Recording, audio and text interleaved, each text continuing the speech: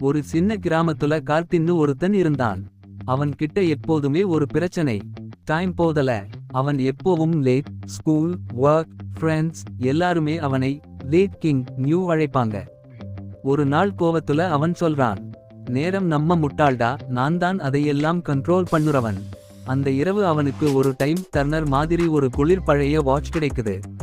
அதுல ஒரு பொத்தான், அதை கிளிக்கினா நேரம் ஸ்லோ ஆகுது. அவன் சந்தோஷம். யாம்க்கு லேட் ஆகுற நேரம் கிளிக். பஸ் போயிடுற நேரம் கிளிக். கேர்ள் ஃப்ரெண்ட் காத்திருக்கிற நேரம் கிளிக். அவன் லைஃப் சூப்பர் போயிடுது. ஆனா ஒரு நாள் அந்த வாட்ச் ஹேங் ஆகுது. கிளிக் பண்ணினா ஸ்லோ ஆகுறதில்ல. அதுக்கு பதிலா அவன் தானே ஸ்லோ ஆக ஆரம்பிக்கிறான்.